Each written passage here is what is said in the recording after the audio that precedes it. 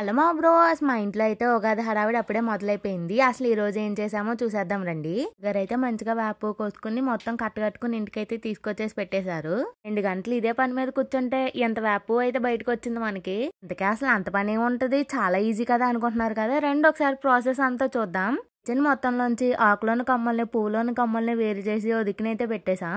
యుద్ధానికి సిద్ధమవుతున్నట్టు మమ్మీ అయితే కావాల్సిన ఎక్విప్మెంట్ అంతా తీసుకొచ్చేసారు. అంటే ఇంకేముంది, రప్ప అనుకుంటూ కొమ్మల్ని అన్నిటిని నుజ్జు చేసేసాం. మళ్ళీ ఇలా జల్లెడికేసి రాస్తే వేపు అంతా కిందకు వచ్చేస్తుంది అనమాట మొగ్గలతో పాటు. దీన్ని అయితే ఇప్పుడు మళ్ళీ శుభ్రం చేయాలి. తర్వాత అయితే ఇలా జరుగుతాం అనమాట. దీని వల్ల ఏమవుద్దంటే రేకలు చాలా లైట్ వెయిట్ ఉంటాయి కదా, అవన్నీ బయటకు వచ్చేస్తాయి. మళ్ళీ మిగిలిన పువ్వునంతా మళ్ళీ నలుపుకుని దాని నుంచి మళ్ళీ రేకలను సెపరేట్ చేస్తూనే ఉంటాం. ఇది ఎక్కడితో అయిపోయింది అనుకుంటున్నారా? అస్సలు లేదు. ఇందులో పుప్పొడి కూడా లైట్ వెయిట్ ఉంటది కాబట్టి అది కూడా వచ్చేస్తుంది. దాన్ని మళ్ళీ జల్లిస్తాం. ప్రాసెస్లు అన్ని అయ్యాక లాస్ట్ కి మిగిలింది అయితే ఇది. మరి అంతే, మరి వీడియో కొంటా గైస్, బాయ్.